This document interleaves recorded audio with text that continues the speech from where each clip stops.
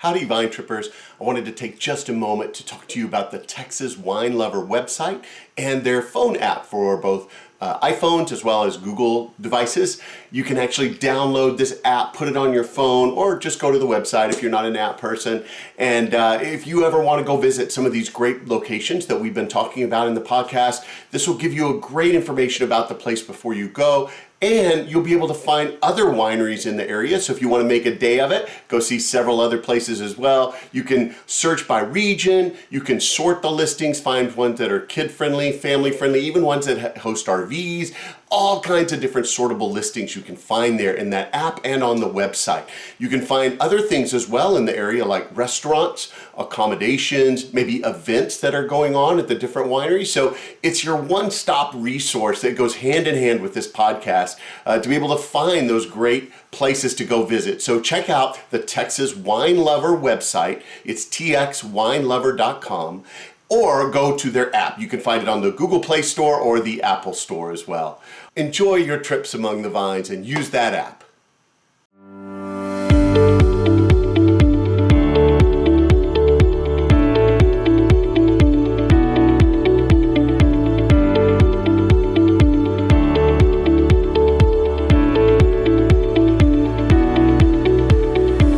Welcome to Texas Under Vine, an exploratory podcast to scout out the best that Texas wine country has to offer. I'm your wine guide, Scott, and I'm here to lead you on an auditory expedition to the vineyards and wineries across the great Lone Star State. Each episode will cover a different vineyard, winery, or wine-related business operating in Texas. You'll hear interviews, descriptions, and details about each location that will excite you to visit and experience them for yourself. Ready to plan a wine tour? Use these episodes to choose the most interesting spots for you and your friends to check out. Most of all, enjoy hearing about the rapidly growing wine industry in the state and what makes our wines and wineries the best.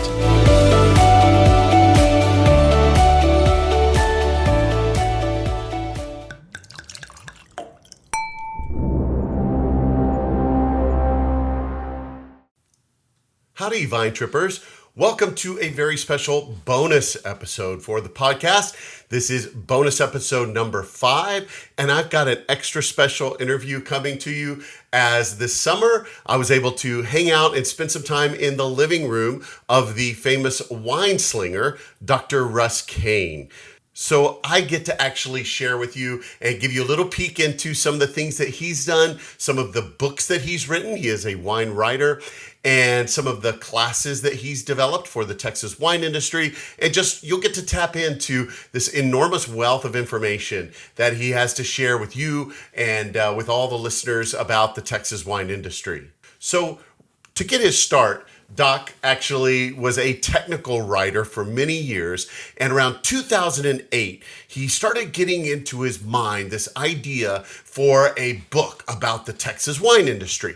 So to help him get started with writing a book, he decided to start a blog about the Texas wine industry called Vintage Texas.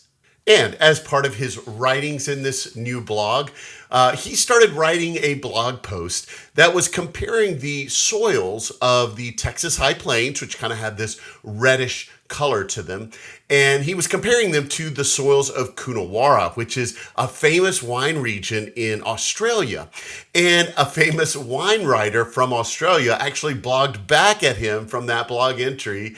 And in this blog back at him, he actually called or dubbed Dr. Russ Kane the Wineslinger of Texas. And so that's kind of how he got his name in this industry and how a lot of people know him. So he continued writing the blog. He began traveling all over the state and visiting famous wine destinations, talking to famous people or influential people in the Texas wine industry, some of the pioneers of where we are today. And he compiled all of those writings and those stories together into the book, The Wineslinger Chronicles. And that's the book he's most famous for. And as that book began to gain popularity and grow, it's been in several printings now, he actually got another idea, and he approached the Texas Wine School, which has got an office based there in Houston where Doc lives. And he approached them with this idea of creating a class about the Texas wine industry. And so through his coordination with them, he wrote up a curriculum and developed the Specialist of Texas Wine class that is now actually taught through the Texas Wine School. I had the pleasure of taking that class this last spring. Very delightful class. You learn a lot through it. And it's really a blessing to have that, really marking Texas as a major Texas wine region. Just like you'd find specialists of Texas wine, you'll also find specialists of Bordeaux, of Rioja, in places in Italy. There's all kinds of different specialist type classes. And now Texas is one of those through the works of Dr. Kane. Now, based on the popularity of that class, people were clamoring for more. So Dr. Kane actually sat down and put together even more materials to develop a more advanced Specialist of Texas Wine class, kind of a second in the series, if you will, that you can take. And he's had that recently put together. And he is excited to announce that one of his friends that goes way back with him, Denise Clark, who is a famous wine expert and sommelier here in Texas, is going to take over the reins. And she's going to get the new title of Wineslinger as she takes over teaching those Specialist of Texas wine classes this fall, freeing up Dr. Kane to pursue other ideas and other books and things that he's wanting to do. Now, in addition to the books and that class that I just spoke of, he has continued to write and post to his blog, Vintage Texas. And he has actually, a few years ago, started writing what he calls tasting stops, which sounds kind of familiar to our episodes here. What he does is he goes to different wineries and he writes all about them, tells you all about the location, what to expect when you visit there. So those would go hand in hand perfectly with these episodes, since that's kind of what I'm doing here in this podcast. And even more so, if there's a location that I have yet to cover here on the podcast that you're interested in, make sure you check out Vintage Texas. He may have hit it in one of his tasting stop posts there on that blog. So hopefully those two pieces can go hand in hand and you'll be able to reference both of them as you're out exploring this great wine industry here in Texas. As for what he's doing currently, in addition to posting to the blog, he is currently working on another book. And this book is going to be about the grape varietal Blanc de Bois, which is a hybrid grape varietal and is actually now the most planted grape in the state of Texas. And so he's really excited to go into some of the depths and the history of this grape and how it was developed and kind of some of its lineage and history from other grape varietals. And so he's really looking forward to getting that book out soon. So you want to be looking for that one too. Now, this summer, I was able to actually travel down to Houston to visit the Wineslinger himself. It was interesting because it was right in the aftermath, the week after Hurricane Beryl had rolled through that area this past summer. So there was a lot of still destruction and places. It was hard for me to find a place to stay because so many hotels and things didn't even have power at the time. But luckily, Doc Kane's house didn't suffer any major damage and still had power there. So I was able to sit down in his living room. We enjoyed a couple of glasses of Texas wine together and talked about all things Texas wine, about his history, about his books and those classes and his future with things and the state of the Texas wine industry. So instead of me just telling you all about it, why don't we hear directly from him? So let's go to that interview.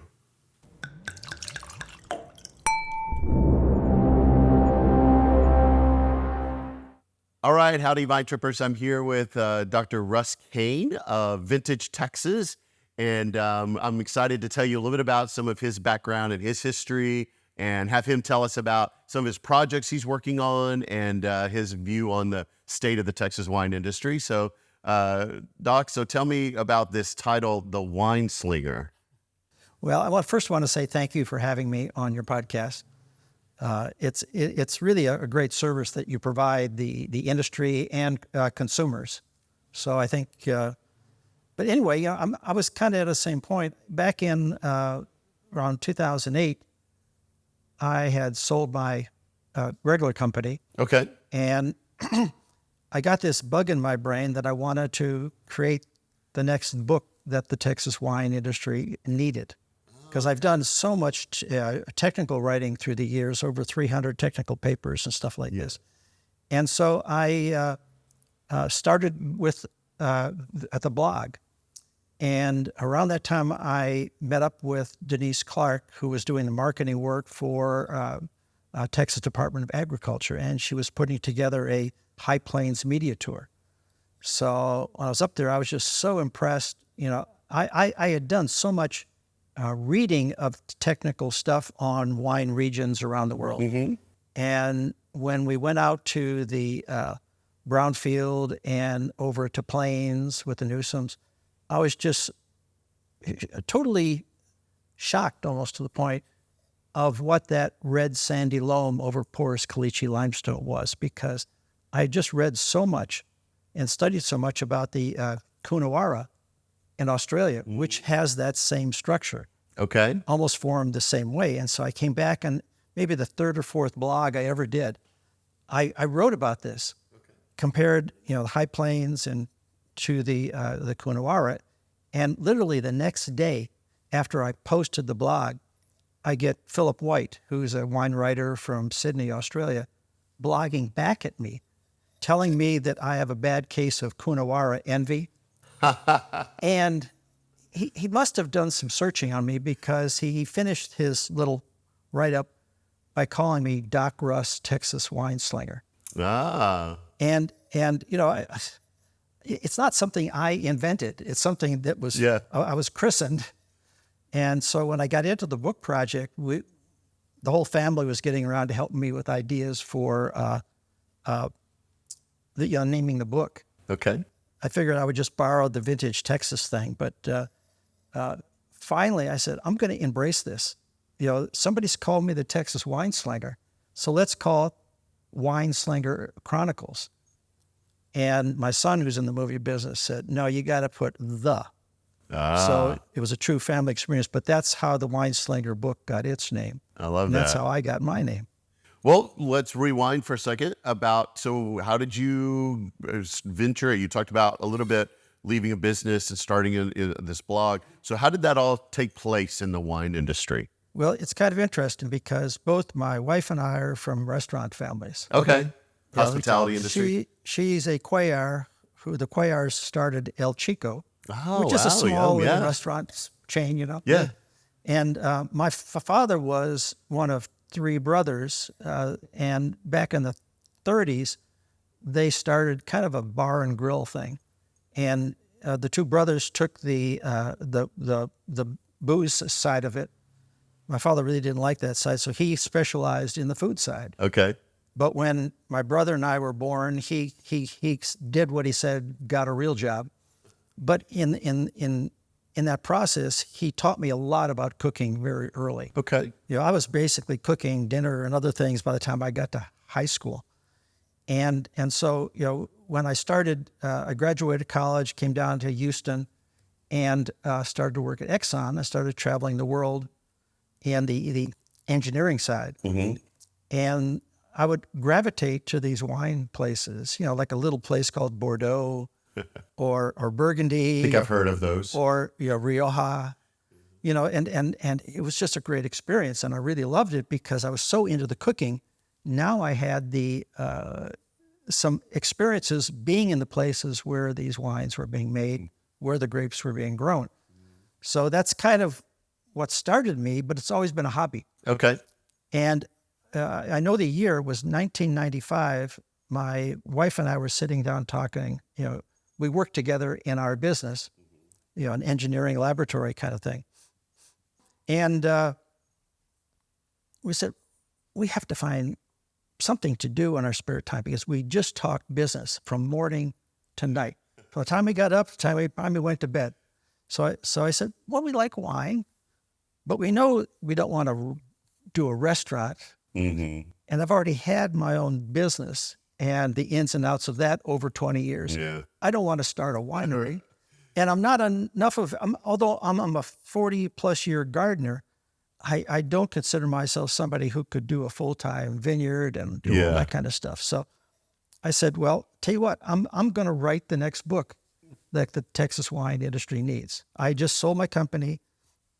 They had given me a 2.5 year exclusion period where they had done their homework on me. They found probably more on me on the internet on wine, because I was already doing a little bit of writing. And then I agreed to become a leadership person in the Wine Society of Texas when I was very young. And so they said, you got to sit out for 2.5 years while we take your company and integrate it and all this kind of stuff. And literally, I didn't think that was going to go through. And overnight, they put me on the road to Timbuktu and other places. Yeah. You know? And so a lot of people in the Texas wine industry who knew me thought I died because I just vanished. Disappeared from the scene. But that's when I said, okay, I'm going to, I said, I read something about the Texas wine industry once. I'm going to check it out. I'm going to see what it is. So I went up to Old Town Spring and went to a winery, Red River Winery, I think it was called back then. And from there, I got a little brochure. And from there, I started the Houston chapter of the Wine Society of Texas. And from there, I became the director of the Wine Society of Texas. And that's when, then the book project got in my head. Okay. I said, how am I going to do that? So I said, well, let's start a blog and I'll experiment writing because I've done so much, technical writing. I'm sure people don't want to listen to me talk about wine from a technical perspective, although I sometimes devolve into that. But then I just started creating stories for the blog, typically 350 words, 500 words. And occasionally I knew the book was going to have chapter lengths somewhere between 1,500 and 2,000. So I did some kind of marathon runs there occasionally, not the sprints, but the longer format things. And so I started dropping those into the blog. And the beautiful part about the blog is the immediate feedback you get. You can tell what topics work. I even posted the blog and just changed the name, and it got more different, interesting. Yeah, it's I learned so much at that point. Then I went to a wine bloggers conference. They actually had those back then. Yeah. And I learned something called blog to book. Okay. That's a B2B, a whole genre of things. Yeah, and it's really okay. This is why I'm doing the blog. This is I'm going to get my legs under me, and I'm going to write and get experiences and find out what works. And it worked great. And then I got actually from a lot of the content I had put on the blog, I got a hit from Texas Tech Press, University Press. They wanted to do a Texas wine book, but really didn't kind of know who would do that. And so I said, tell you what, I'll give you a proposal. And I got it. They even gave me some advance money, which from university presses is not too common. And so I spent the next year and a half traveling all over the state, visiting some of the old timers, visiting some of the old time places, going back to T.B. Munson up in Denison. And from there, I started pulling some of the shorter pieces that could be expanded into chapters, and I ended up with 26 stories that are in the Wineslinger Chronicles. Yeah. And it's that book has had legs. Let me tell you, it's gone through, I think, 2 hard copy printings, and now it's in a second print or third printing. It's a soft copy. Mm-hmm. And it's still on Amazon. And if people want signed, personalized copies, they can go to vintagetexas.com. There you go. Little shameless promotion. Go for it. And but anyway, so it really got everything started into what I'm doing now, because, where it went from there was I thought I wanted to pursue a Master of Wine. Okay. And the thing is, I had so much of my own studies. I'm a PhD engineer, researcher. So the first thing I did was I built a library of all the different wine regions and wine styles, and I just, consumed it, sucked it up like a vacuum cleaner. And so I didn't have a lot of formal education. I did get the first level Court of Master Sommelier certification. And then I okay, so what am I going to do? Do I have to go back to level 1 WSET? I said, well, there's a lot of people that know me right now, a couple Master Somms and a Master of Wine. And I had met Doug Frost when I was writing the book. He did he's both a Master Somm and a Master of Wine. Wow. And so he wrote the foreword to the book. He's really big on local wines. But so anyway, I didn't want to start from scratch. So I said, can you write me some kind of a letter? This is when I really thought I was going to go big time in the master wine program. Mm-hmm. Well, the thing is, I did. I jumped right in with both feet at the master somm classes they had out in California, and it was really good. But the problem was when people, I think Jessica Dupuy did an article on me about doing that. I got people sending me their business plans to read. Okay. And I said, is this really what I want? I just sold my business. Exactly. Do I want another business? Start a new thing. Yeah. So I said, no, that's not where I'm going. So I put a hold on that and said, but I like teaching. I like making presentations.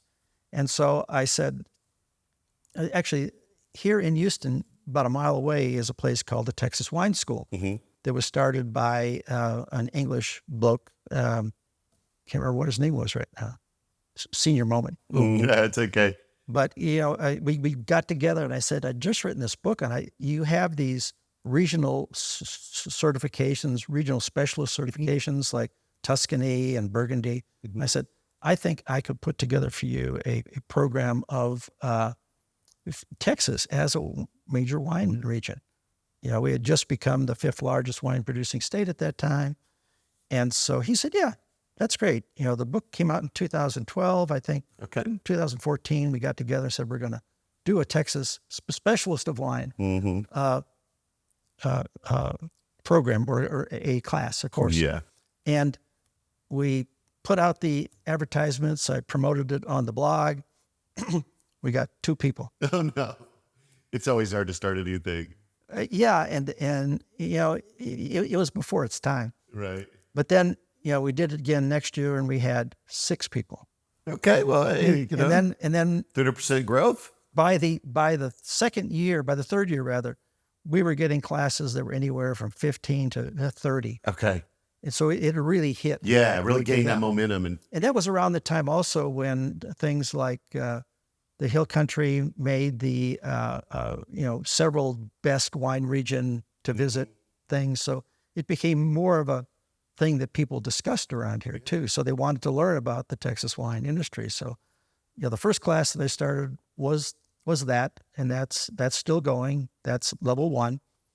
And then about 3 years ago, I had a lot of these people. I think I've got somewhere around 350 to 400 different people who have become certified with the level 1 class. Nice. They take a test and all this other kind of stuff. And they were starting to bug me, say, hey, we're just sitting around. We'd like to get more certification. Can you put together a level 2 class? And so, basically 3 years ago, I spent a whole year digging back in my books and articles and created the level 2 class. Okay. And did all the kinds of things they told me, because I always ask them questions. What more would you like to do? And some people wanted to do more involved tasting and, blending. And I'm a big fan of blending, particularly in warm wine regions. That's why there's GSM. That's why, Riojas are not just Tempranillo. Yes. In warm regions, blends just do the best job. Because you can supplement different things and find where something's missing. And so I threw that in and expanded the class a little bit. And it just kicked off. I think the first class we had about 15 people. Yeah. And we usually get about 10 to 20 somewhere in that range. And we get a lot of people from wineries. Even, we've had a couple winery owners, more than a couple, probably several winery owners bring their top staff and they come to the class. And so it's really caught on. And right now, I mentioned Denise Clark. She's going to start teaching the classes in the fall. Oh, cool. So, and I'm going to explore a few other things too, but we'll talk about that whenever we want. I just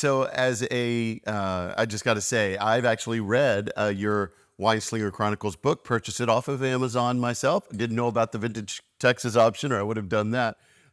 Enjoyed the book, and it came in so useful for me because I loved reading. My episode 21 that I did was with Lost Oak, and I got to interview Jim Evans. Oh, yeah. And way back. on my way up to the Dallas area, I was perusing again that chapter, rereading it or familiarizing myself, because it was such a fun interview there with Jim. And it was great to hear, beyond just, I could probably sit down with Jim and have him tell stories for 3 hours and just barely scratch the surface.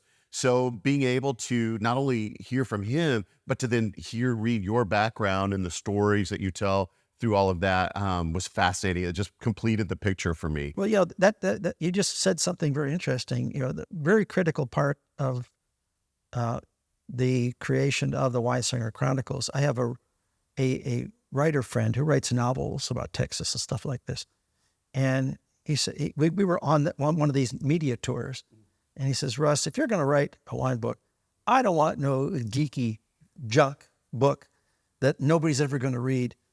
Tell stories. Yeah. And that's what I've really tried to capture there. I got 26 stories that kind of follow me around the state and some of the trips I've taken to other places like southern France and Spain. Mm-hmm. So, I've had a lot of good input, a lot of good support from other people to get this transition from being a geeky technical research writer to more of a practical storyteller person. Dale Robertson is another person who was the wine editor for the Chronicle for many, many years. He also taught me, he says, if you read my column, I'm not give them, this is the essence of toasted avocado leaves. He says, people don't want that. They basically want the story behind the wine. Yeah. And a wine needs a story. And, that story can change each year. You can talk about the creation. That's part of the story. Yeah, that's the beauty about wine. It's not Coca-Cola here. So, so anyway, I've had really good support from other people in the industry to get where I am, today. I'm definitely a strong believer in stories. If you look back on history, it has the word story in it. History up until writing was all oral tradition, and it was passed along story by story.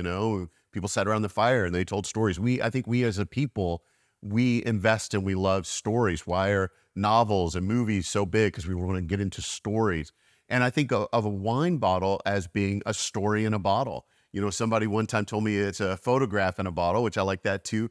But I like to think of it as there's a story in every single bottle, from the terroir it came from what happened during that year's vintage, through the notes and the flavors that you get from that. And so I'm a huge believer in listening to stories. And that's one of the things I like to do with this podcast is hear your stories. Well, if I can maybe give you a couple vignettes. Yes, please. That I think come from the Wineslinger book is that, some of these stories I had in my brain before I started because I had talked to people, but so many of them just evolved as I started to travel around. And, probably one of the most amazing ones, there's a story about T.V. Munson in there. And I was able to get a tasting of wine made from the same grapes that Munson had bred.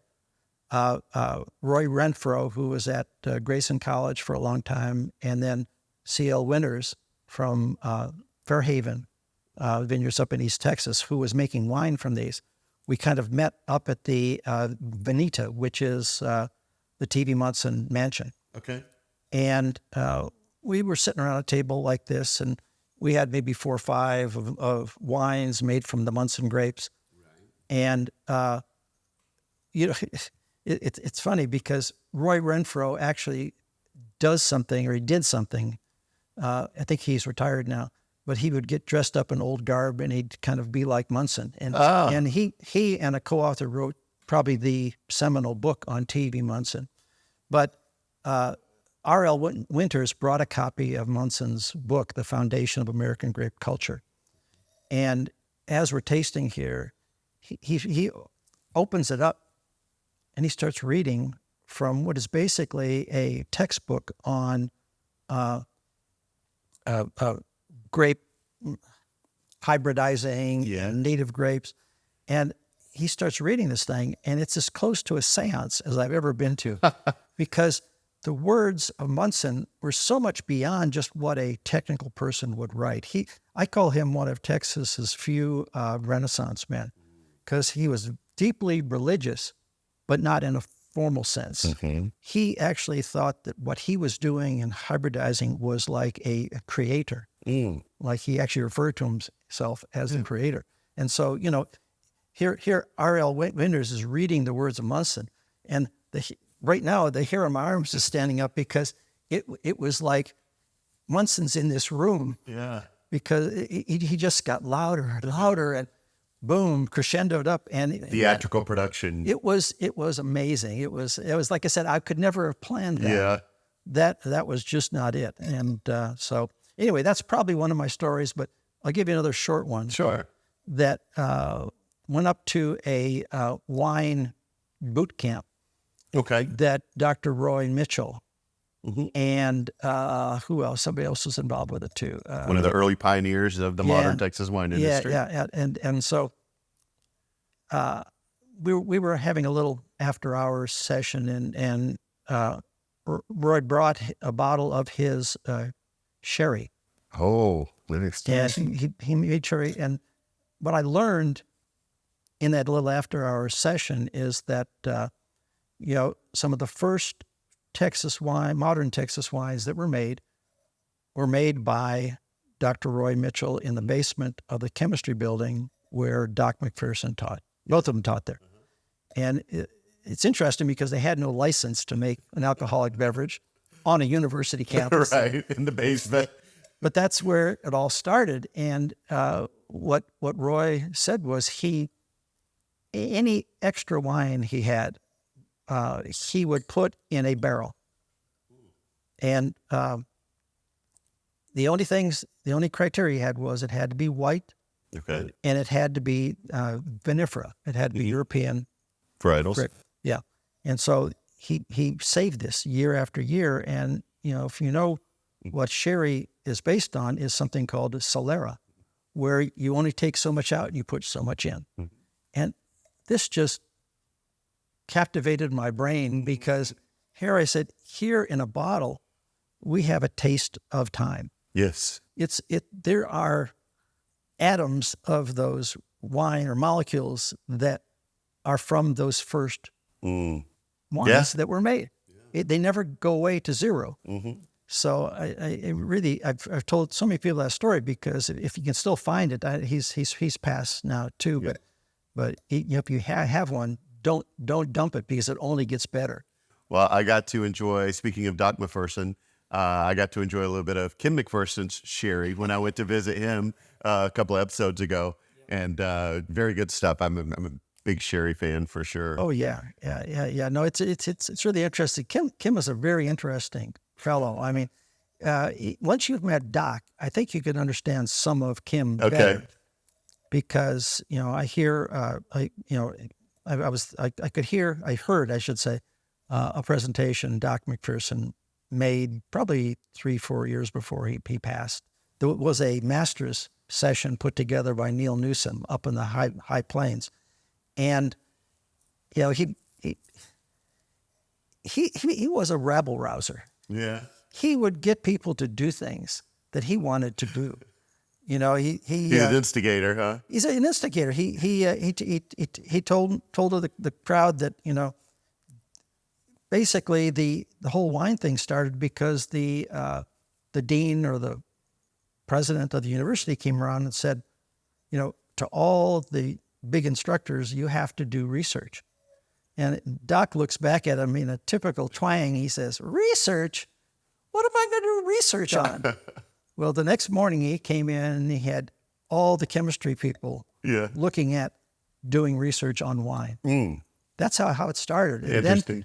Then, Bobby Cox was around at that time, and Neil Newsom and a few other people.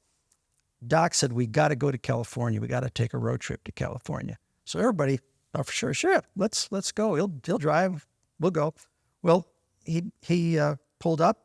He sits back in the back seat of Bobby Cox's car and says, "Okay, we're ready to go." He wasn't going to drive, but he got everybody to go out to California. And so, Kim has a lot of that influence, huh? That experience. Yeah. That's so funny. it's fascinating. I tell a story about Kim in there too, that I'll just let people read because it's, he can be a cantankerous lot. And a lot of people, he says, don't like him because he tells them the truth. Just polarizing in that You know, way. where we're doing good, where we're doing bad. So got to read it. Yeah. It's in Wineslinger Chronicles. I wonder how many students probably got wind that, hey, they're making bathtub wine in the basement of the building. Let's get down there and I get don't some. know. I don't know, but it just really sounds interesting. But, you know, the other thing that's equally amazing to me, having done all those stories, is visiting with Dr. Bobby Smith. He was up at his winery in Weatherford, which is in a dry county, or was in a dry county. And he had everything going. He was making wine till he realized he couldn't sell it because he was in a dry county. Okay. So he made a visit down to Austin, and he called a few consultants in different states and stuff. We had no laws for distribution or sales. And literally on the drive from going from Dallas-Fort Worth to Austin, he comes up with this plan. Okay, I'm making the wine over here in a dry county, but I'm going to have a tasting room in a wet county. I'm going to sell it in bond to my tasting room, and we're going to sell it in From the tasting room, in the wet county. Yes. And it wasn't until that day that there was a way to do this. Okay. I think it was the farm winery bill of 1978 or something. It was really early. So yeah, it's amazing how much stuff has happened. Yeah. You know, in 2001 we had the constitutional amendment, or the state constitutional amendment, and one of the things that's in there, which surprises so many people, is that up until that constitutional amendment, the state legislature didn't even have the power to write laws for wineries. Really? So they were, all of that stuff that was done early on was illegal, so they had to legalize Reverse it. Yeah. So, but the most amazing part about that, even more amazing than that, is that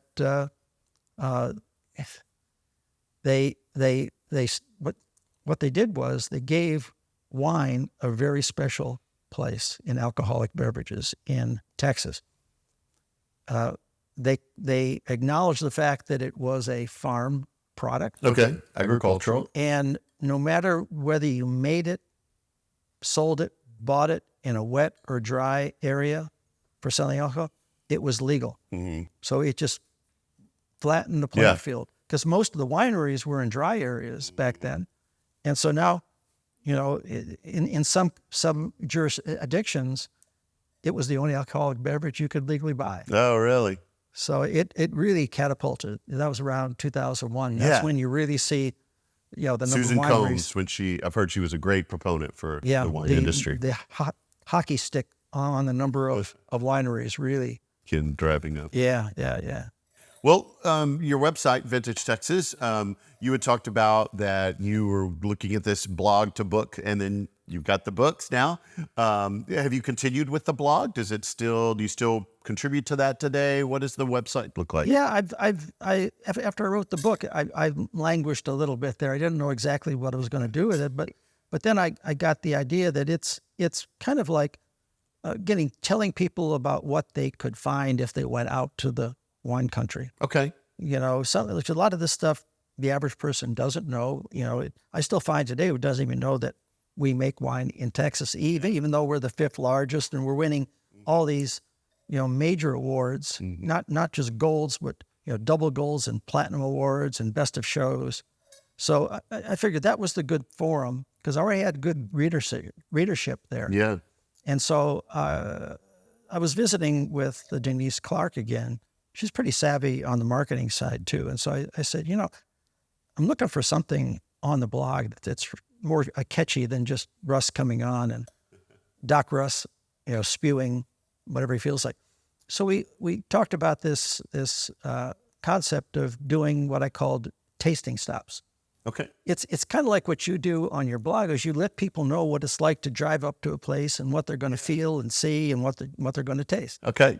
And so I kind of, you know, started that concept about 3 years ago, and it's really caught on nicely. And I try to do, you know, at least 1 or 2 blogs a week.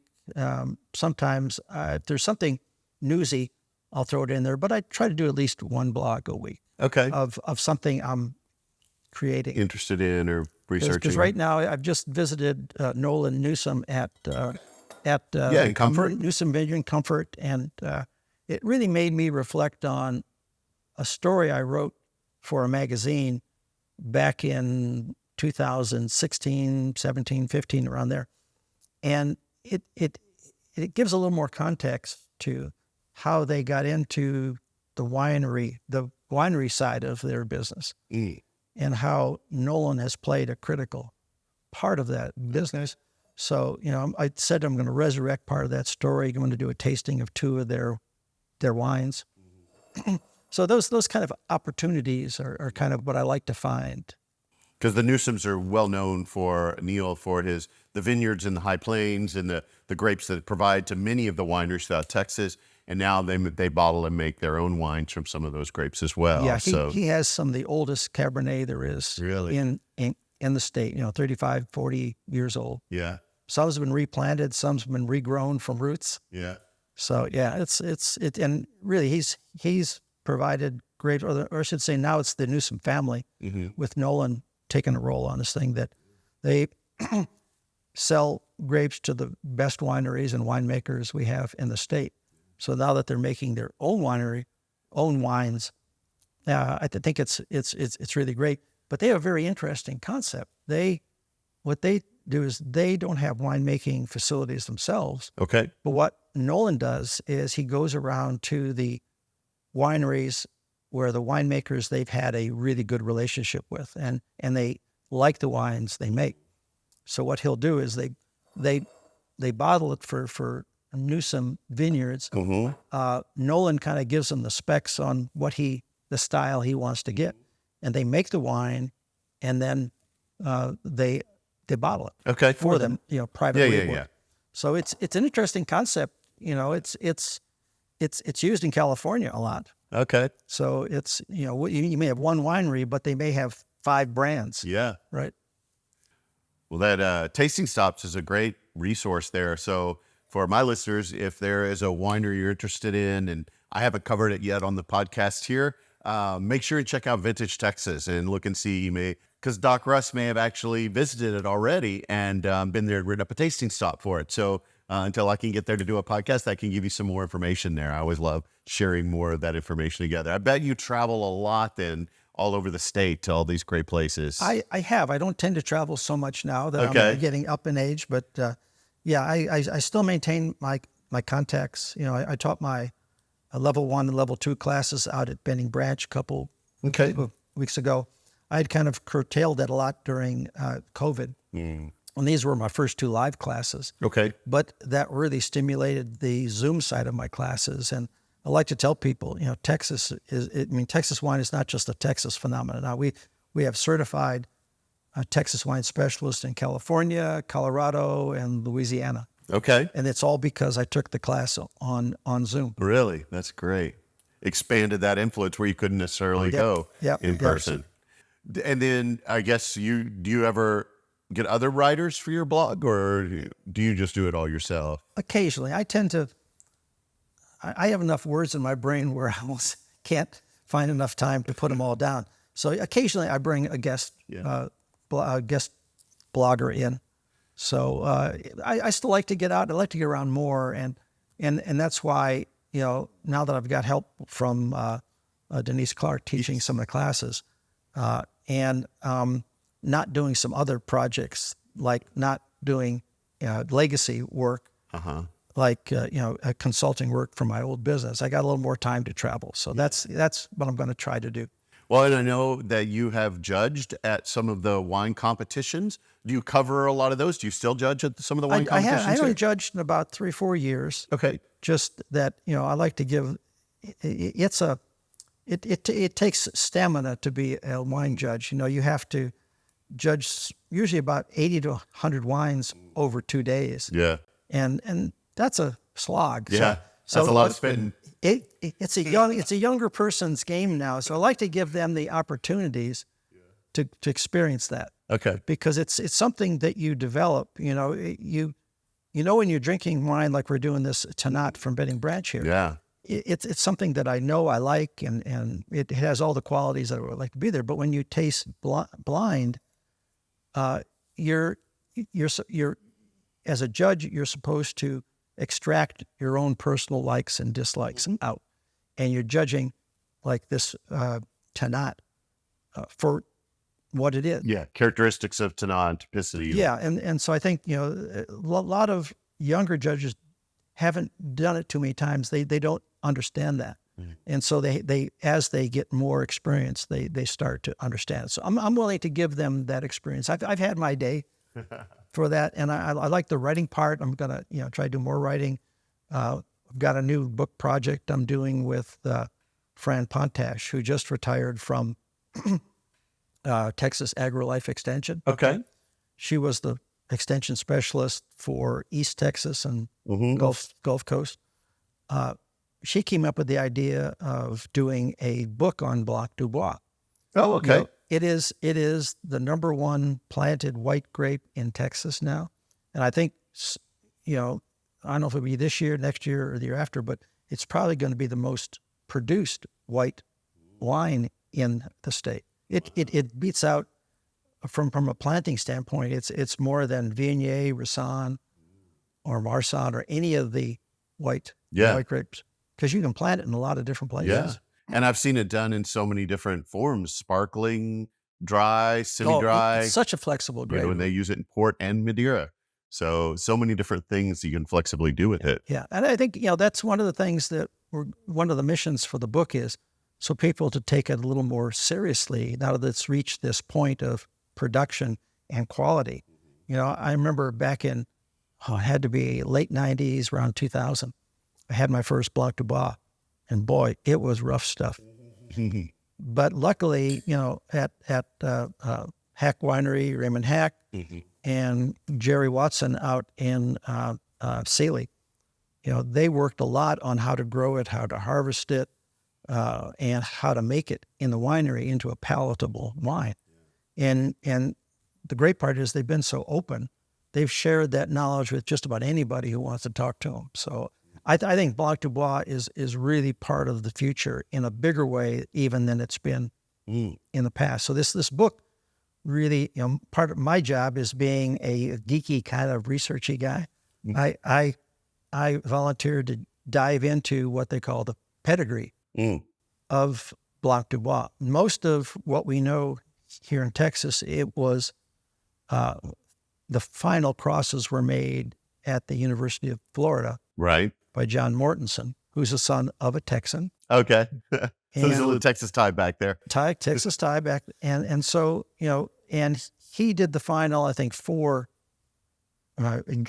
generations of crosses to get it where it is today. But I did the deep dive. I went back 12 generations. Wow. And I found so much interesting stuff, part of it being that we pretty much figured it had a strong muscat component in its genes.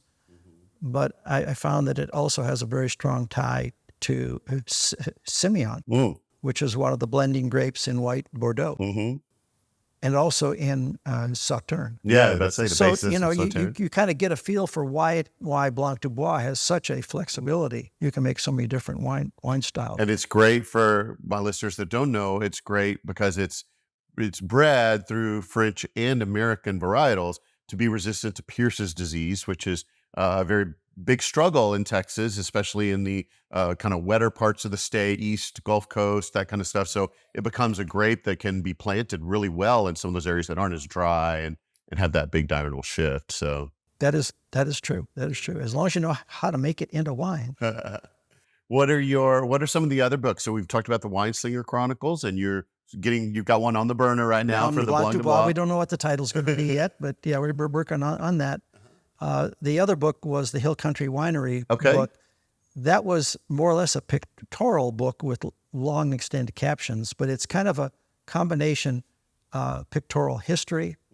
The Wineslinger was really a reader's book. Well, I figured I needed something out there for people that like to look at picture pictures. Books. Yeah, and so that's why I was able to go back and find some of the historical pictures, and I started back with the early days, and there's all these old pictures I could find. And then work it into a modern day trail guide Okay. Now, I will say that since I wrote that, there are a lot more It's been wineries growing like crazy. in the hill country now. Yeah. But the historical part of this book is still gold as far as I'm concerned. You really see how it all kind of it's all tethered back to things that happened up in North Texas, East Texas, South Texas, and all kind of came together around the Fredericksburg area. Mm. Yeah, it's really Yeah. fascinating. I got to take your Specialist of Texas wine course through Zoom, and that's how we met. And I loved some of the history that you were able, and some of those photographs that you showed in the course and all of that, getting to hear all that. So if somebody's interested in that Specialist of Texas wine class, how do they take it? How do they find more information about it? Well, basically, it's run through the the Texas Wine School. So the TexasWineschool.com. They have a website that has a full listing and schedule for all of their classes. They do all the levels of WSET, and they have several regional specialties. Like my job is to teach Texas as a wine region. They also have Tuscany and Burgundy and all these other places. Rioja, Spanish. all that. Yeah. So that's where I would go, and you can see the course all for Okay. us. And then, as you said, they can there's options to take it live and in person at some places or through Zoom. Yeah, that's kind of the game plan. Okay. I did the Zoom version, which is great because you don't have to worry about going anywhere. And the wine school sends you 6 bottles of wine. I was about to say, yeah. And That's a good perk. I got a shipment of wine through that. I got a copy of your book, The Wineslinger Chronicles, and got those wines. And great information as well. You brought on Matt Bostic from Llano Estacado to guide us through tastings of a few of their wines. I just highlighted, I got to speak with Matt and do an interview with him at Llano Estacado. That was a lot of fun, those connections. So you really do a nice deep dive into covering the state, the history, as well as, to me, the fascinating parts of, I can go back to the story behind the bottle, but why Texas is the way it is, the way it's divided, why there's some, things with all the wineries in the hill country, but all the grapes are typically grown, or most of them, up in the high plains, and why that is, and the weather patterns and all the things that caused through millions of years the development of our land. But when I started that, my game plan was to teach it just as if I was teaching Burgundy or Bordeaux. Okay. You have all the elements of a terroir you have to deal with. You have to deal with the weather, the soil, the culture, the grapes, and you really have to, and the history, how it evolved. And particularly, you don't realize until you actually do some deep studies of some of these areas, the styles of wines they make are very much connected not only to the terroir, but to the culture of the food, the culinary experience. Yeah. So, that's kind of how I put together the Texas wine specialist classes. Teach it just like I would do if I taught Burgundy. I teach geology, I teach the climate, I teach the grapes, The local cuisine. all local the- cuisine. So, it's credible. Yeah. So you developed the level 1, and then now you also have a level 2. I've yet to take that one. I can't wait to take that one still. Do you foresee maybe even diving deeper even into maybe a level 3 at some point in the future? Well, I'm doing something right now, and I'm going to see if it's going to develop into a course. I've agreed to do some wine in Texas, food in Texas wine pairing classes at some of the restaurants in the hill country for the staff. Oh, okay. So I'm just putting one together now, and we'll test drive that. See kick where the that tires, goes. See where it goes. I like that. Because I used to do a lot of that kind of stuff back in the Wine Society of Texas days. Yeah. Put food and wine, dinners together, winemaker dinners and stuff like that. So I've got it, and then plus my background in food, I've got a lot to work from. Well, and we talked about stories a moment ago, and you've had a lot of great experiences. You've met a lot of interesting people, a lot of fun experiences, I'm sure, throughout this tour through Texas and through your deep dive into Texas. Do you have any kind of fun or really memorable stories that you can think of from your time here in Texas wine? Oh, it's really, almost can't even separate them. They all kind of flow together. But I will say one of the most interesting experiences. I was out of town. I was actually hiking in Utah, and I'm on this mountain climbing, and my cell phone rings. And this was back when Twitter was first starting up and stuff like this. And I said, Paul Bonarigo, so I answer the phone. Hey, Paul, what do you want? He says, Russ, I want to do something here. Okay, what do you want to do, Paul? I said, well, I want to do a tasting of wines, blind tasting, and Messina Hoff against others. And I want to do it on Twitter. And I said, What's a Twitter? well, I knew what Twitter was, but Paul didn't know what Twitter was. But he'd heard of it, and both he and Merrill are very marketing savvy people. And so the interesting thing was that, the first thing that went through my mind is, there's this one company that has a sign that says owner has brain damage or something. I said, Paul, you really want to do this? You're casting these things out into the Twitterverse. Right. You don't know how it's going to go. Exactly. No, I'm ready to do this. So when I came back, I organized about, we think we had about 20 writers and wine people to go up there to College Station. And we put these wines and had them poured blind, and it was great. They were all tweeting. It was kind of an early Twitter moment. Yeah. But it's really successful. And again, they've embraced the social media part of this so much. And so they are kind of like the poster children for marketing Texas wines. Yeah. Well, and Messina Hoff is doing it right. I mean, they've got incredible legacy there. I was recently, one of my past episodes, I was recently able to interview Paul Jr. there and what they're doing at Messina Hoff. So I love that. And all started with that legacy, what Paul and Merrill founded there. Yeah. And I think, it's really interesting. There's one point when Paul Victor's the older one, Paul Mitchell is the younger. Yeah.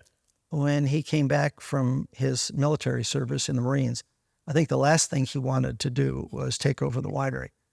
But it's amazing. He's just developed incredibly in that area, both technically, and he's just thrown himself into the business.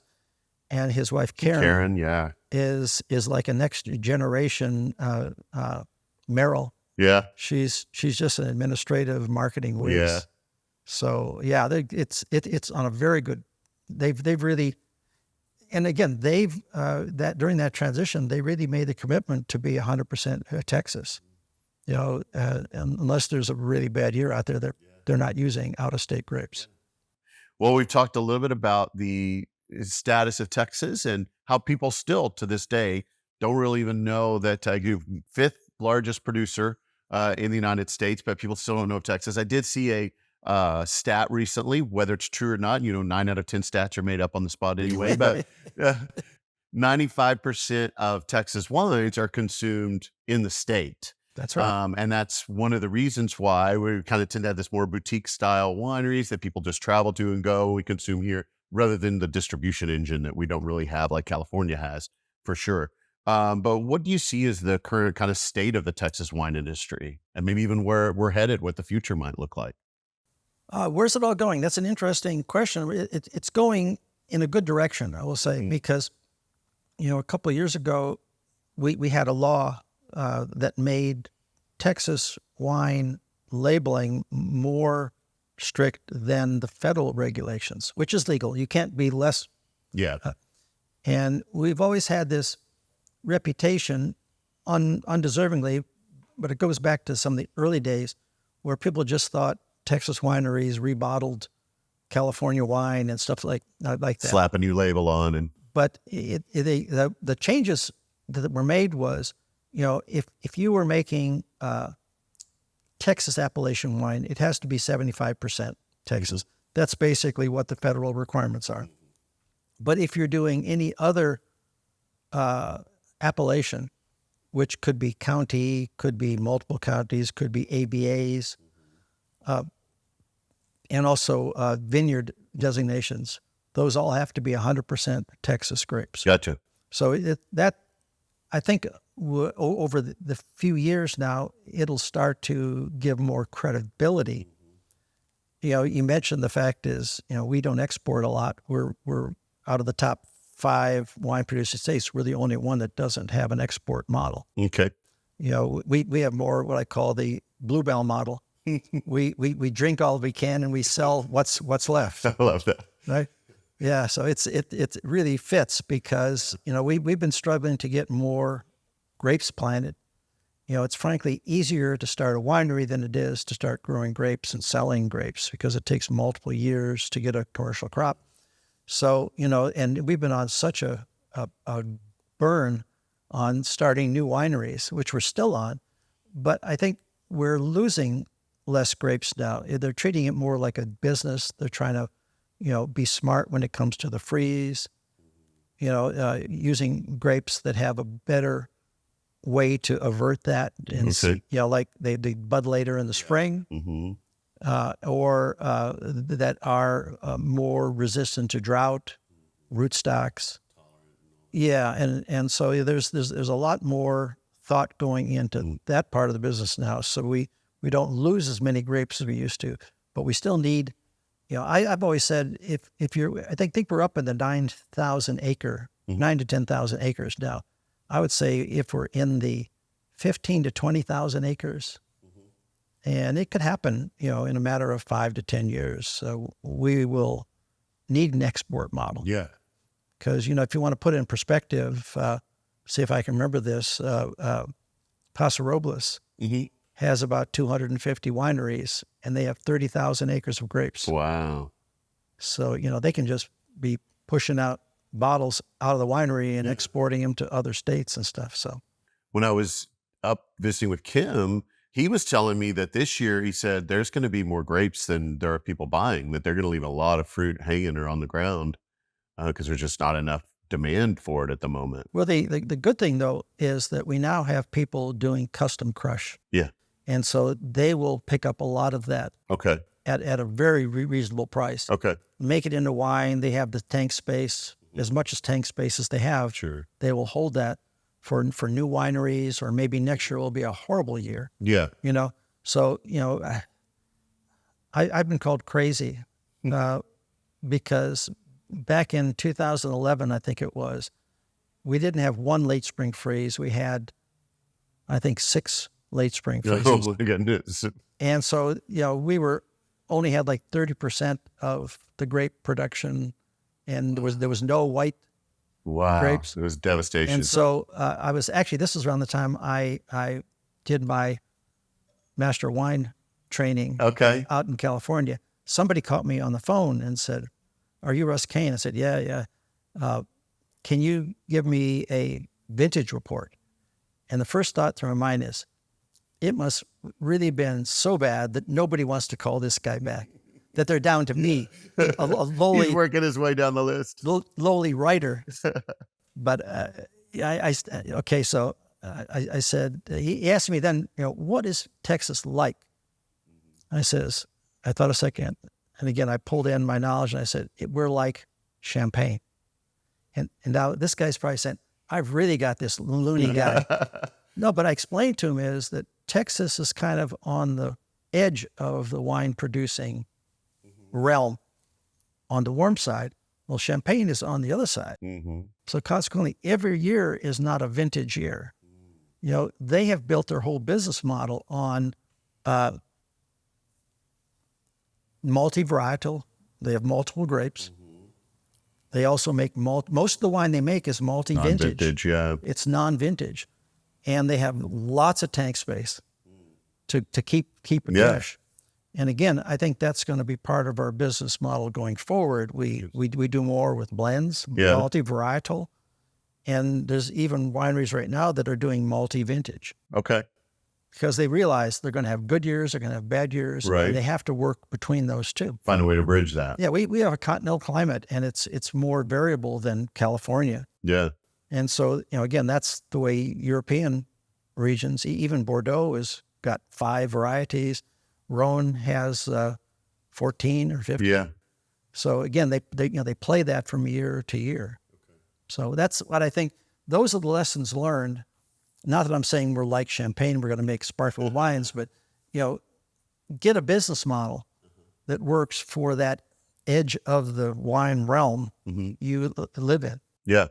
If you look at where that warm weather boundary is, it's at about 70 degrees Fahrenheit. Okay. Now you're going to tell me that Texas isn't 70 degrees, but our average annual temperature is between 65 and 70 degrees. Really? Yeah. So that's the way agricultural people tell temperature. At this point in July, it's hard to imagine that, but I agree that it averages out. I always tell people that, another city other than Houston that has a 70-degree average annual temperature is San Diego. Really? Yeah. But it's completely... But it stays 70 there all the time. I've been to San Diego in July. Yeah. Well, so do you see that kind of being some of the biggest challenges right now to the Texas wine industry? Or what do you kind of foresee as some of the challenges that grape growers and wineries are facing? Well, when I first started writing about Texas wine in the mid-'90s, everything was about, the perils of Pierce's disease. Yeah. And there's been a lot of progress made, both in terms of the vineyard management and spray programs that you need that are totally different than other pestilence, you want to call it that. And so, it's not discussed in such a parallelistic way now. Now what we worry about is losing grapes. And that's primarily because of the weather. The late spring freezes, the early winter freeze like we had a few years ago. Learning how to use your growing season so the grapes kind of start off a little later and you don't overburden them so they're working on Halloween night trying to ripen those last few grapes. Yeah. So, manage your production and then let the vines shut down. Yeah. So it's a lot of vineyard management. Plus we have hybrid European vinifera now, what are called the Walker varieties. Yeah. Was done at UC Davis. They've crossbred conventional wine grapes with another Texas native grape called Vitis arizonica. Mm-hmm. It's native to Texas, New Mexico, Arizona, and Mexico. And they've now bred these naturally, not GMO. They're not sticking salmon genes in them with a CRISPR, but they're able to get up to 97% vinifera. Okay. From multiple crosses. Yeah. Only 3% arizonica, and they have Pierce's disease resistance, and they make good quality wine. Yeah. So these are just getting out into the vineyard now. I saw a post from Paul Bonarigo. He was saying that, hey, theirs are just about ripe now. So they're planting them in Bryan College Station. Yeah. And you got people out here near Sealy and Industry and Columbus planting them too. Yeah. Well, at Hack yesterday, speaking with Kyle Johnston, their vineyard they have there at the winery, they planted with 4 of those Walker varietals. Kind of see how they go. It's kind of an experimental thing with them. Yeah, it's still experiment because it takes a long time to not only just make the grapes, but then you got to see how you grow them in your particular location. I guess people in California have been pretty successful because they're fearful with Pierce's disease, with global warming, moving up north into their premium wine growing regions. Well, how do you foresee that? So I know that I interviewed Dr. Bob Young there at Bending Branch, speaking up. Yep. Great to know, Dr. Bob. Cheers to Bob. And I know they're doing Carmenere Noir or Carmenere Noir. That's one of those Walker varietals. And I think he's getting really close to bottling that. But my question is, from a consumer's perspective, because someone comes to the winery or sees them maybe on the shelf if they're even distributed, and they see familiar things like Cabernet Sauvignon, Merlot, Cabernet, what is that? And I'm wondering about adaptation. Or do you foresee these more as being blended into other things, or do you see them as standalones? I think, for starters, if you're selling it, if you're doing a hand sell in a tasting room, it's an easier jump because you can explain the background and then you have some taste to go with. But I think in the commercial side of it, the distribution side, it'll be first to use as a blender and extender, or what do you want to call it. And again, and again, that helps to build a reputation. People start to see it on the back label, maybe, 20%, one of the Walker varieties. Well, in your time as the Wineslinger, what's one of your most memorable bottles that you've been able to experience? I'm a real fan of aging Texas wines. Okay. When people thinks it's crazy, but a lot of them age very, very well. But I go back to the days of Blue Mountain Winery in Fort Davis, and that's still some of the best Cabernet. And because it's so cool there, it has more of a mid-Napa Bordeaux climate because it's about a mile up, and so the nights are really cool. And so there's a lot of people now going back there to create some infrastructure, plant some new vineyards. And then, that's probably high on my list because it's gone now. Yeah. But, I'll tell you a story. Last fall, I was at a research symposium at Texas A&M in College Station. Okay. And they asked us to bring a bottle to share at the end. And I had a 2012 Bending Branch Tannat. Okay. Texas Tannat. And so, I didn't know how it was going to go. And that bottle was gone before any of the other bottles. Really? Because everybody was telling everybody, you got to try this stuff. It had just evolved so wonderfully. It was in a beautiful window. It was just perfect. It was, it had all the classic Tannat. It had this gravelly, earthy darkness to it, but had crisp acidity to carry it and enough fruit to make it, interesting. It couldn't have, aged better. I've also poured at a restaurant with Dale Robertson, a bottle of Llano Estacado Viviano that I had from 2012. Yeah. And that was in 2022. So it was, let's see, yeah. No, that bottle was actually 2005. Oh, wow. I still have a 12 and I have a 7. And man, everybody was passing the glasses around to try them. And I almost didn't get any. But yeah, I mean, I'd love to tell people the story because they sometimes write off the fact that, it won't age. Yeah. And I think the one thing I like to tell them is if it's made well, it has good acidity. That's probably the story that people don't get usually is they think tannins, so that's where it is. But it's the acidity is why French wine ages so well. So, if it has the right chemistry in the bottle, they age as well as anywhere else. Well, and that's even bottle aging. Two of my favorite people are Dana G. McLaughlin and Robert Clay. Oh, yeah. And, he's going crazy with that. And he's loving this whole, I interviewed them for an episode, and he's really big on, 5 years, 6 years in barrel before they put him in. And his goal, he says, is to, when you buy the bottle, it's already been aged. It's ready at that point. I told him, if you haven't had a bottle of, pardon me, if you haven't had a bottle of Vega Siciliana, yes, which is a Spanish Tempranillo-based wine, get one, because what you're doing is totally analogous to what they do. Okay. And 6-8 years is nothing to them. And I remember my Vega Siciliana experience was totally by chance. I was up at Texom and Matt McGinnis from Austin. And I were sitting at this table at dinner with a bunch of other wine writers. Yeah.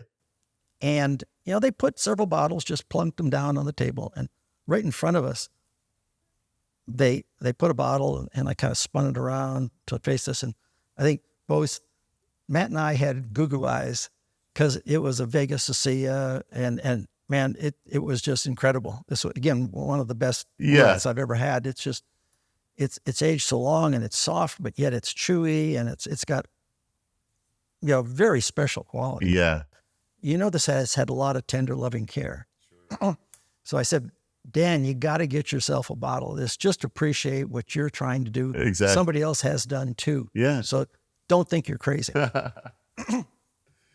So, those are some of them that I like.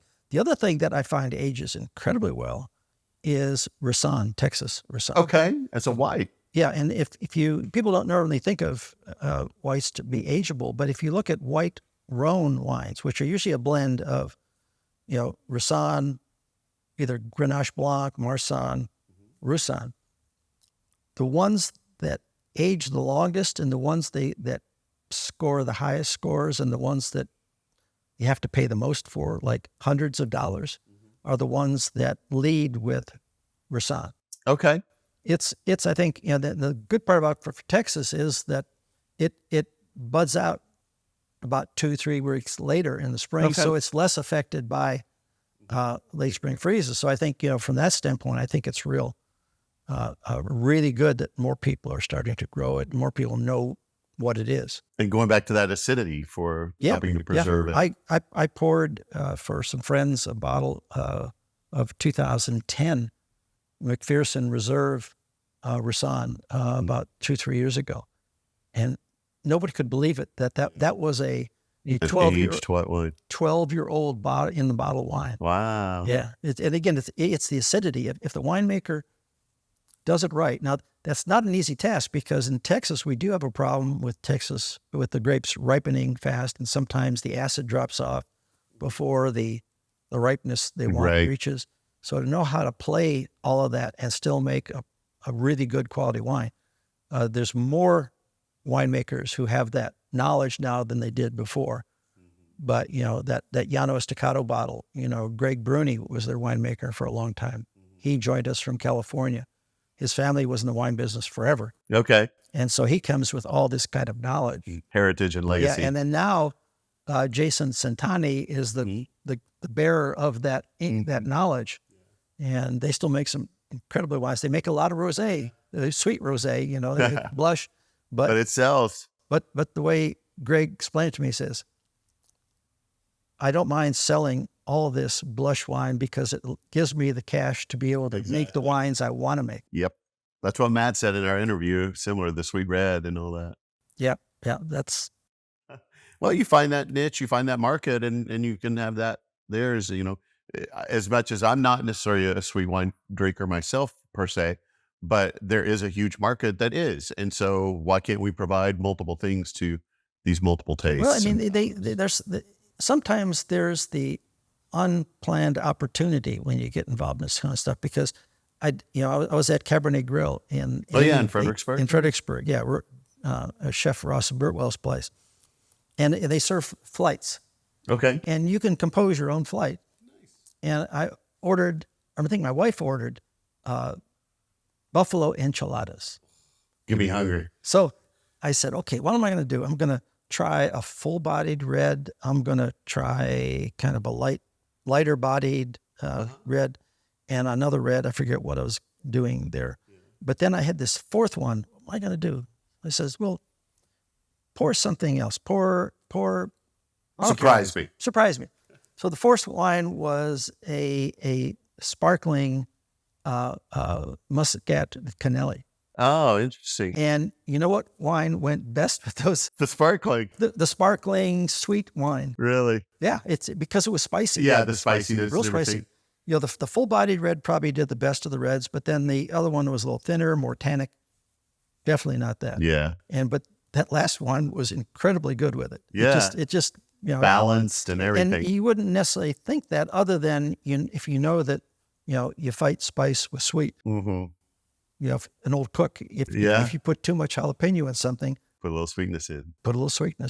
And see, food pairing and wine is kind of one of those things that it feels like higher level knowledge to me. I struggle with that, but I have heard that sparkling pretty much is kind of a go-to for everything. Yeah. If you're struggling to find something, go with sparkling, because it's going to probably go with most anything. French fries to popcorn to fragua. You can pour sparkling with anything. Well, what's next for the Wineslinger? I know we've talked a little bit about, your book project and possibly this new class that you're looking at and things like that, but what kind of things do you have on the radar for the future? Well, like I said, this book project, I'm ready to, I've been doing it on a part-time basis while I've been playing with the advanced class, because it only went live about a year and a half ago. So I've been molding it. It was a little unwieldy the way I brought it out. So the class you took in the spring, right? Yeah, I had my ducks in a row a lot more. So I've been working with that. But like I said, I wanted to do this Blanc du Bois book because I feel really invested in the fact that, I've tried to educate people what a good grape it is, even though it has, it's a hybrid grape.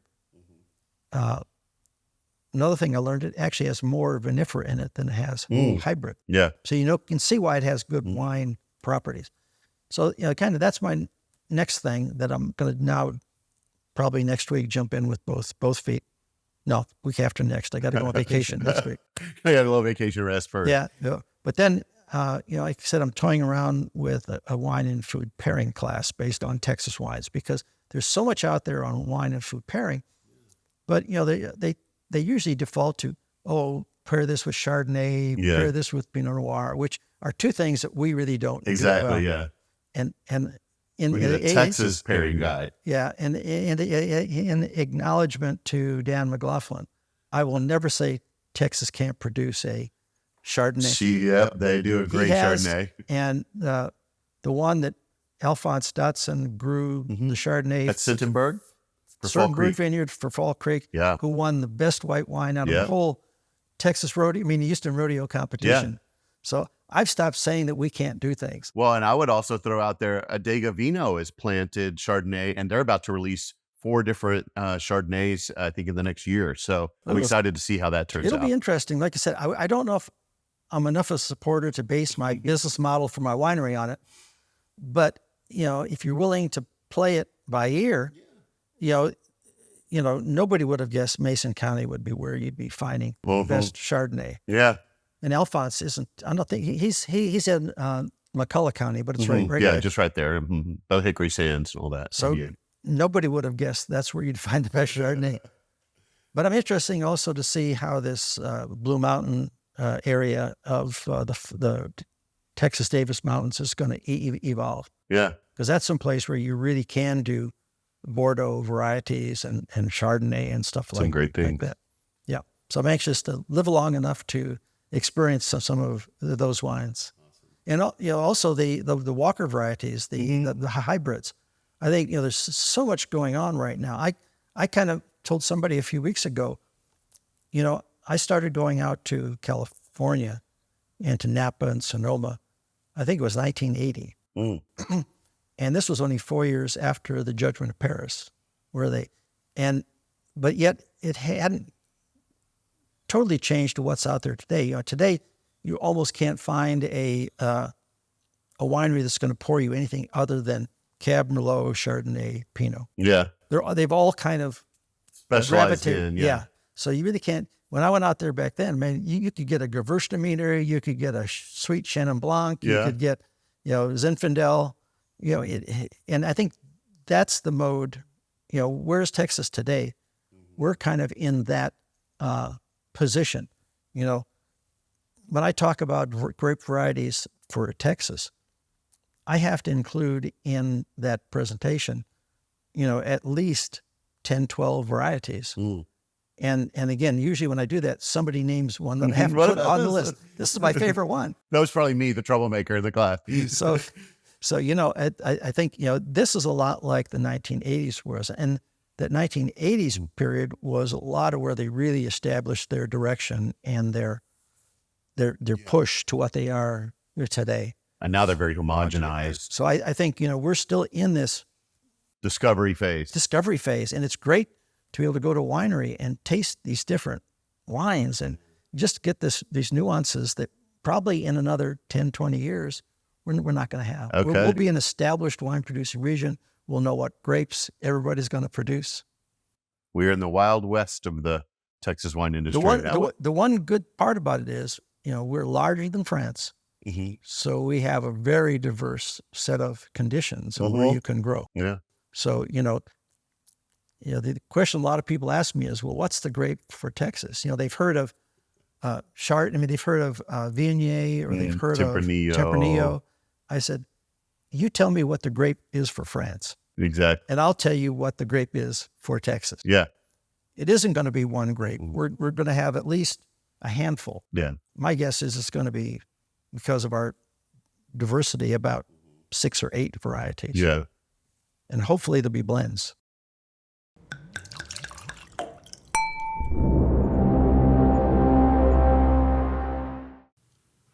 So Doc brings up a great question that I honestly hear kind of frequently from people outside of the state who find out that we have this amazing wine industry here in Texas. And usually one of their first questions is, well, what's the grape of Texas? Or what is Texas known for their wine regions? And usually the thing I try to respond with is, we're known for great wines and great people. And as Doc said, we don't really have a specialty yet. That may come over time. Who knows where this industry is going to go? But we do have great wines and great people. And Doc is definitely one of those great people who is an influence and a supporter of the Texas wine industry. His books that he's written, the classes that he's teaching, all of these things should really be high up on your list of things to check out if you really want to advance your knowledge and learn more about this number 5 wine producing state in the nation. So if you're really interested in learning more, make sure you go to his website. It's www.vintagetexas.com. There you're going to find his blog. You'll find things about those wine classes, the books, things like that. So you want to make sure and check that out so you'll get all the good info from the Wineslinger himself. And I have a special treat for all of the lucky listeners of this podcast. While I was there, I purchased a copy of the Wineslinger Chronicles book and sat down and had the Wineslinger himself autograph this copy. So he's actually gone in and autographed it for the listeners. And I'm going to give away this copy of the book to one of you lucky listeners out there. And there's a couple of ways that you can go about entering the contest. So what I'm going to do is, starting today, running through the end of November, that's 2024, where we're at right now. So from now until the end of November, you have 2 ways that you can enter the contest to win this book, and I will send it directly to you. One of those methods is free. It's easy. Just leave me a rating and review for this podcast, wherever you get the podcast. You should be able to go in. I'm not the kind of podcaster to tell you what rating you need to give me. You do what you think, but give me a rating and a review of the podcast. And the way I'll know that you did that is if you will take a screenshot of that review. You can email it to me at scott@texasundervine.com. That's your proof that you left your rating and review there. And I will put your name in the hopper for doing that. That can get you an entry. Now, the second way you can get an entry is if you become a paid subscriber to my monthly Patreon. So for those that don't know, I actually have a Patreon site. If you go to my website, it's www.texasundervine.com. If you'll go to the top, there's a link at the top called Become a Patron. That's going to take you to my Patreon site. You'll see there are various levels you can subscribe to. Each one gives you different benefits that you don't get outside of the podcast for the non-Patreon subscribers. You'll find things like bonus photos that I take when I'm at the winery. At another level, you'll get an actual video walkthrough of the winery narrated by yours truly when I'm out there doing my visit. You can also subscribe to a level that will give you something no one else has, advance notice on where I'm going next, so you'll know what to expect before the episodes are actually released. But each of these different things not only gives you some benefits, but it really helps me to pay for my costs for producing this podcast. So anybody that becomes a paid subscriber at any of those paid levels will get an entry into the contest as well. So if you do that, you don't have to send me an email. I'll already get notification that you're a subscriber, and I will give you an entry into the contest as well. And if you want to do both of those things, you can get 2 entries into the contest. Now, at the end of November, I'm going to do a drawing. So I will take all of those entries of people that left a rating and review and all the people that became paid subscribers from now until that time at the end of November. And I will draw randomly from those entries, and whoever gets drawn will win this awesome signed copy of the Wineslinger Chronicles book, and I will put that directly in the mail to you with my thanks. So don't forget, the 2 ways to enter for the book or leave a rating and review. Make sure you email your screenshot of that to me at scott@texasundervine.com. And then you could also become a Patreon subscriber, one of the paid subscribers per month, and that will actually get you an entry into the contest as well. Well, that brings me to the end of this fun bonus episode with the Wineslinger. And I've still got some great wine destinations to bring to you. Season 2 is getting ready to draw to a close at the end of November. And so I still have some other great destinations I have traveled to that I can't wait to bring you. So make sure you stay tuned in and you subscribe to the podcast. And in honor of October, Texas Wine Month, I hope you will join me in raising a glass, sipping on some amazing Texas wine, and toasting to this awesome wine region that we have here in the great state of Texas. And with that, my time is up. So don't forget, subscribe to the podcast and follow my socials to be notified anytime a new episode is released. And until next time, happy trails and bottoms up, y'all.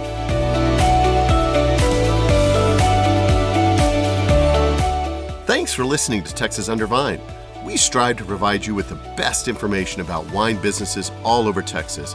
Be sure to check out our website at texasundervine.com and follow us on our socials at texasundervine to stay up on all the upcoming episodes. Please email us with any suggestions or feedback.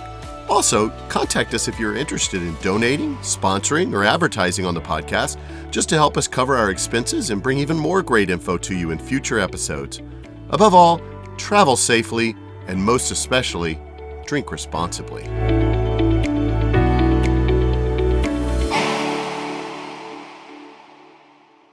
Howdy, Vine Trippers. Did you know that I now have a merchandise store for Texas Under Vine? I only have a handful of limited items, but you can go check those out and wear your Texas Under Vine swag if you'd like to tell all your friends about the great wine locations we have here in Texas and maybe get them interested in the podcast as well. So there are things like t-shirts, there's a hoodie, there's a beanie, a ball cap, things like that. But one of the most exciting things I have right now is my limited time offer t-shirt. That's my Season 1 t-shirt. So this is your Tasting Through Texas Under Vine Season 1 t-shirt. It's only going to be available for a little short amount of time. On the back, it has all the different locations like a band tour t-shirt. So this is a limited time item and you can go out and get it now. And one of the great things about that t-shirt is a portion of every sale goes to support the Texas Hill Country Winery Scholarship Fund. So you know that by buying that t-shirt, you're also investing in the growing and flourishing of an amazing wine industry here in Texas and all of those people that are going to come and make it even better. Check out that merchandise store. It's on my website at texasundervine.com. Just go up to the top. You'll see the link for the merchandise store.